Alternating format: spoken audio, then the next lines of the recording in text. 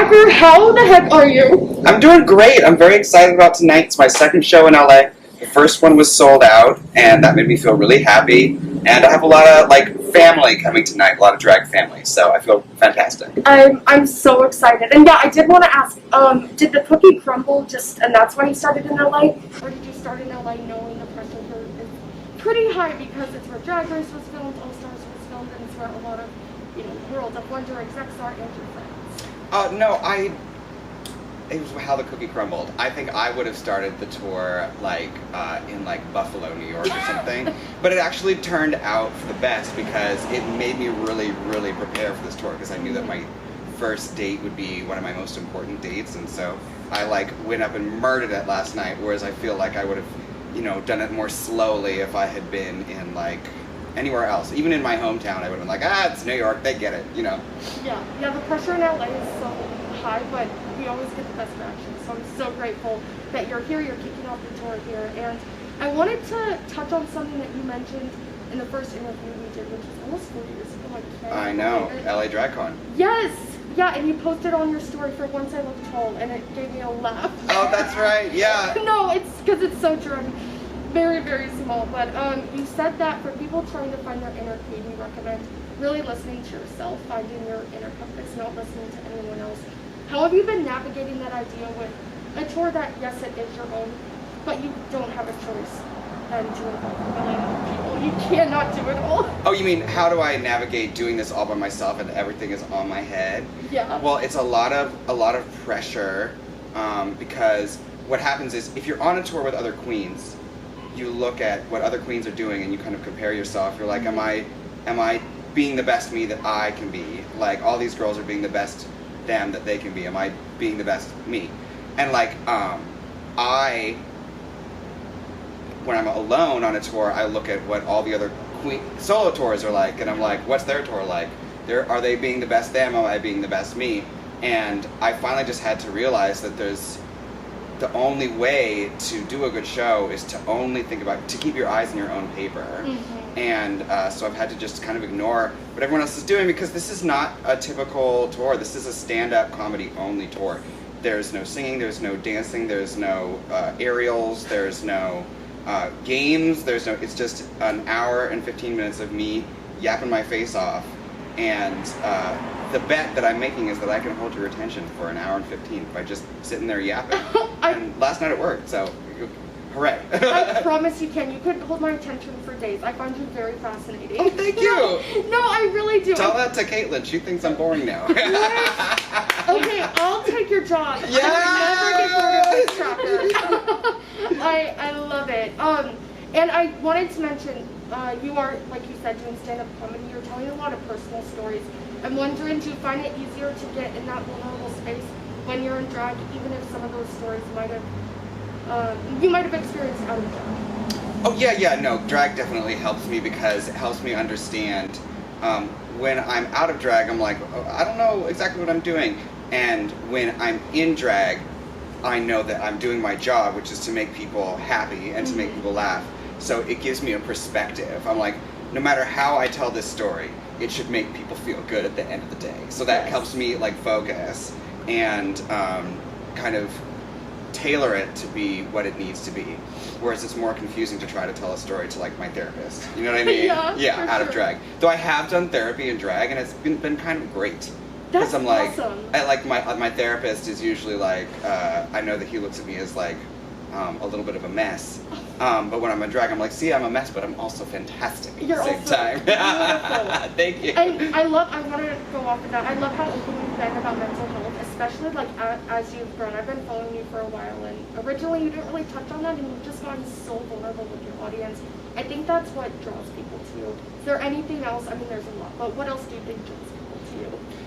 What do I think draws people to me? I think, one of the things that I like about people when I like them is that they can't help being themselves. They're kind of they can't pretend to be anyone else because they're just so fully themselves.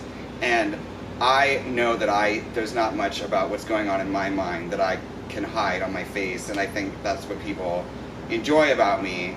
And like it's a challenge to have that quality, but I'm like, you know what, fuck it, I'll lean into it. You know what I mean? So yeah, I hope that's what draws people to me. And about mental health, I have been thinking lately, we've been talking so much about mental health in the community, and saying like, I need a mental health day or blah, blah, blah.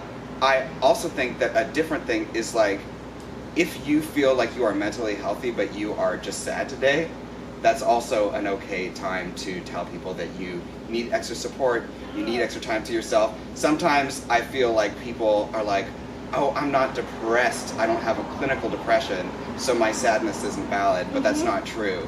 Like, you don't need to be diagnosed, you don't need to be on medication, you don't need to be neuroatypical, all of which I am. But you could just be having a rough time, and acknowledge that, and that's equally valid. Yeah. I totally agree. You're gonna make me vulnerable for a second. I have clinical OCD, and I have a friend who just same. Oh, it's, yeah. It's not fun, especially because everything's mental, so people don't see it outwardly. I'm not knocking on a door 5 times. It's mostly mental. So right. That's hard, but I have a friend who just refuses to ever tell me when they're having a bad day, and I'm like, girl, your feelings are just as valid. So thank you for recognizing that too. Yeah, absolutely. So important. Absolutely. Very important. Oh, we just bonded. I love it.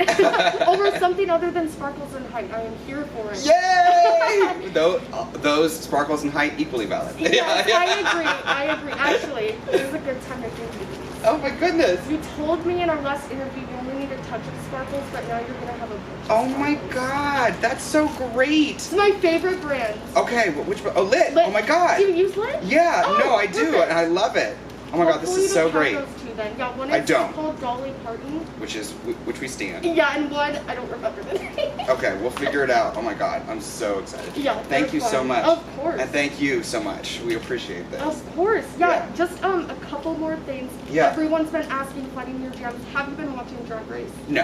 Okay, I love it. You're too busy, I assume? I'm not too busy. I just need an emotional break because it's kind of like going back to your high school. Totally did it a few times. Need a break, and maybe I'll return another time. I have been hearing such incredible things about this season, however, that I may have to dip in and watch. Because some of the queens are really making people happy. I'm seeing that on the feeds, and I'm kind of like, I'm tempted to dip in. So we will. I am caught up on Drag Race UK. However, oh my gosh, they are slaying. yeah, they absolutely. So well. Thank you, Well Presents Plus, for allowing people in the West to watch it, by the way. Yeah, That's absolutely. so important. Yeah, huge stand of UK comments here. Yes. So, yeah. The drag scene has just exploded since the pandemic. It's amazing. I've been going to shows in LA like every weekend. Yeah. Probably more than I should, and it's so great when kind of the OGs like you come back. Yeah. So, OG. Yeah. OG New York queen, but OG Right. LA queen. Actually, I didn't tell you this. I can't believe I'm admitting this, but when I met you at DragCon, I had not yet seen the show. The 2 guys I was with were huge fans, and they like would prep me on each queen. Oh my god. And then I enjoyed our interview so much, I'm like, I'm gonna watch it, and now I can't stop watching it. Oh my god, that's so great. Yeah, I've been waiting to tell you that, but I haven't seen you, so I'm like, Ava, don't forget to say this. Yeah, that's so cool. I love that. Yeah, I had to get that out. Well, Cracker, thank you so much for making time. It means a lot. I know it's a busy tour, and I'm sure you're already kind of exhausted, but you're gonna have some Red Bulls. So. Yes, I'm gonna have some Red Bulls, and I'm gonna have some applause, and that's all I need to get going. So. Yes. Do you want to just plug your socials, let people know where they can find tickets, all that fun stuff? Yes, go to she'sawomantour.com for tickets. It is a massive U.S. tour. I'm going to be going around in the Spice World bus. And for any updates and to find out what's going on behind the scenes, go to MIZ_cracker on Instagram. And like, that's literally where I live my life. Don't do Twitter, don't do Facebook, don't do TikTok, don't do Tumblr, MySpace. don't do MySpace, don't do Friendster. Don't do Juno.com, AOL, chat rooms, or anything. Just Instagram. Okay? So yeah, find me there, and we're always doing fun stuff and fooling around. And fooling around. Yeah. Yes. Thank you, love. So great to see you. I'm excited for the show. Yes, I'm excited too! You're gonna slay. I just know. Bye, everyone.